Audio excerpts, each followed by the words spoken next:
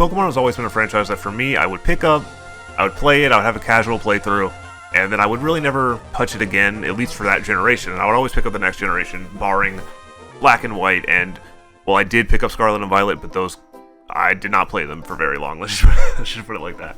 So, I really never got into, like, the deeper mechanics of how Pokemon works. I've known a lot of people in my life that talk about the mechanics of Pokemon, but I never really looked into it myself. I never learned anything about the games, honestly. I didn't even know what Intimidate did until, I don't know, pretty recently, all things considered. I didn't really start caring pretty much at all about anything deeper on any level in Pokemon until I started doing Soul Links with my friend Morph, and I think the first Soul Link we did was about 2 years ago at this point, but even then I was still like, I didn't look anything up, I didn't know what most abilities did, it was bad. And today I wanted to tell you about a Soul Link that we did pretty recently, which is a lot different than what a Soul Link would normally be. So, not long ago, we decided to do a Soul Link of Pokemon XD Gale of Darkness, and I know what you're thinking. XD Gale of Darkness, really not that hard, shouldn't be a big accomplishment to complete it. Well, I am not here today to tell you about an accomplishment. I'm here to tell you how we failed. Miserably. And getting into the very first Pokemon that we see, you can probably tell why this isn't going to go that well. I have a Togepi. And, I mean, I don't know, at least it has an attacking move. I was not expecting it to. Togepi in this game is pretty bad for a couple of reasons. One, it's a Togepi. Two, it evolves, yes, but it's a friendship evolution. So it has to carry me to the Cologne case, pretty much, and then I have to spend all my money on it to get a Togetic. Hell yeah. That's not really likely.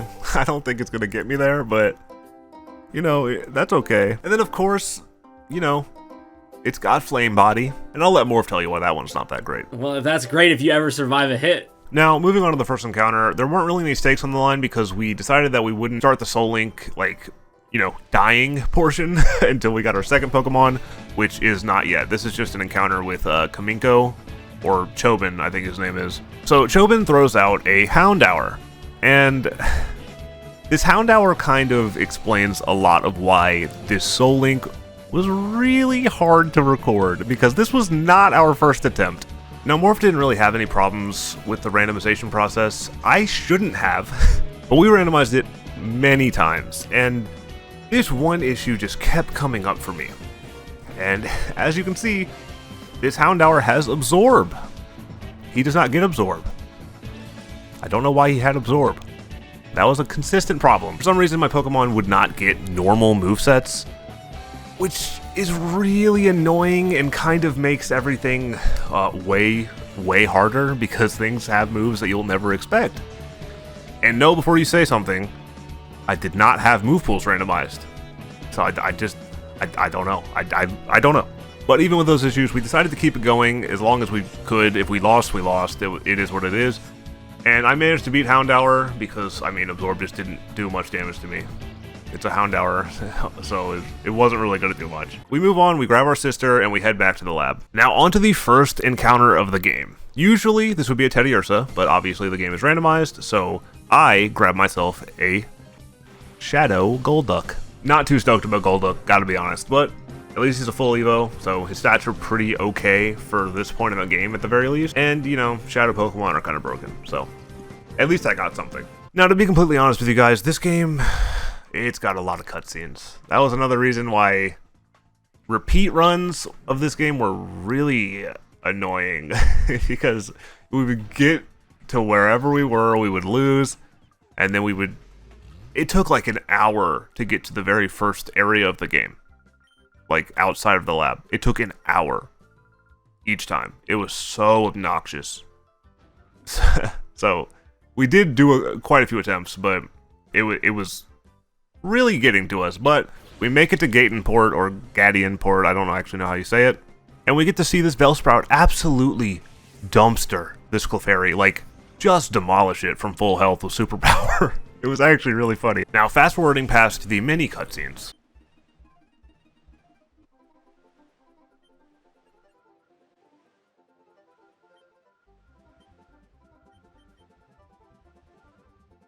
We get to the shop we're supposed to go to, and we're told the shopkeeper isn't there. Sure, whatever. We talk to this sailor, and he, you know, offers us our EV stones. I kind of panic a little bit because he said, oh, looks like you used to have an EV, but you don't now. And so I actually kind of thought it was going to be a piracy thing where they were like, oh, you got a bad ROM. And then I thought it was going to soft lock the game. It did not. Thank you. But it did actually give us some pretty cool information. We got to see what all the evolutions had for abilities, and we also did still get a stone in case we ever needed it, so that's actually pretty cool.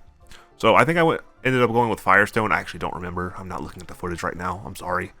I think I went with Firestone, maybe Waterstone. Heading back outside, we start going across the bridges, and I turned down this old man's battle prompt.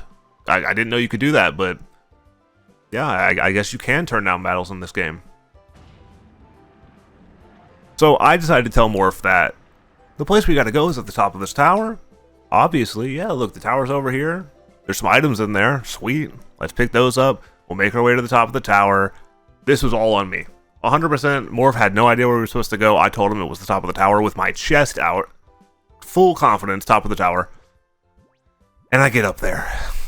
And we run into another trainer. You know, I talk to her, but it's okay. I'll just tell her no because I don't really feel like battling. It's a little too dangerous. I only have a Golduck and a Togepi. Oh, there's no option.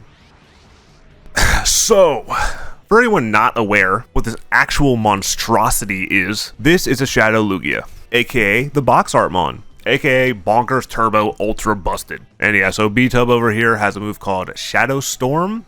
It hits both of your Pokemon, and it does a lot of damage to my Togepi. It one-shots it from full health, so I was pretty hype about that one.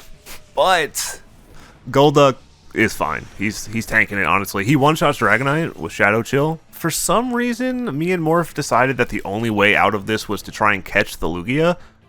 I kind of think if I just hit Shadow Chill, Lugia would have ended up going down, because my Golduck was kind of borked. Not 100% sure about that. Let me know in the comments if you think I could have just killed the Lugia. But in the moment, me and Morph decide the best way is to throw balls. So I do. So let me go ahead and show you how that went.